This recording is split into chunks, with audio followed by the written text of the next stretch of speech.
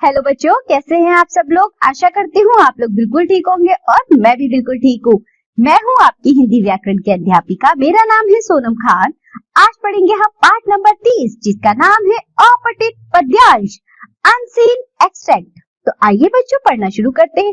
अपठित पद्यांश में क्या होता है बच्चों, ये हमारी किसी भी पाठ्य पुस्तक से संबंधित नहीं होती। इसमें हमें कुछ ऐसा पद दिया जाता है जो अपठित होता है, यानी कि हमने इससे पहले नहीं पढ़ा होता है।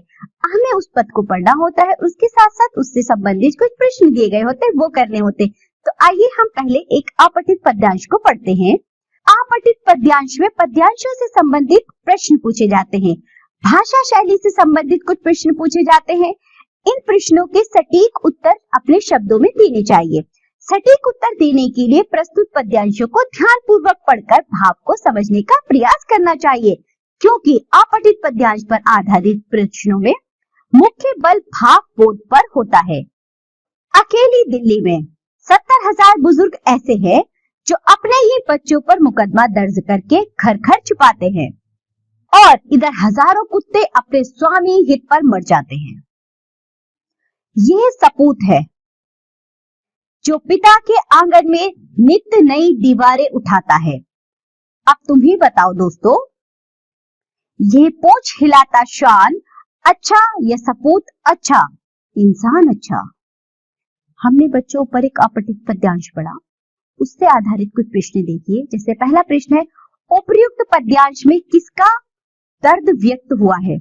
कुत्तों का, भिखारियों का, गरीबों का या बुजुर्गों का? बच्चों हमने जो पद्यांश पढ़े हैं उसमें बुजुर्गों का दर्द व्यक्त हुआ है, तो आप उत्तर देंगे बुजुर्गों का। दूसरा सवाल देखिए, कवि ने इनमें से किसे अच्छा बताया है?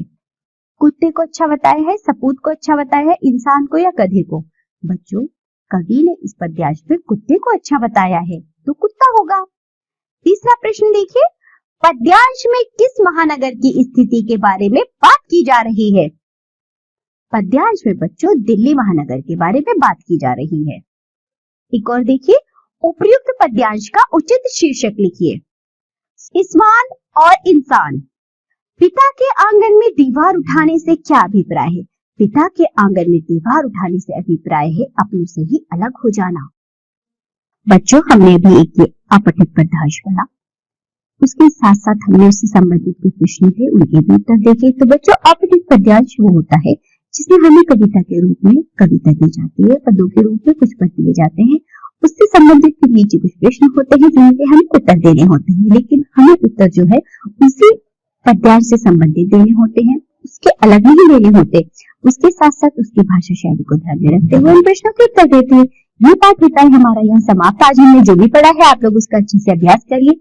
अब हम मिलेंगे आपसे अगली कक्षा में, तब तक के लिए बाय बच्चों।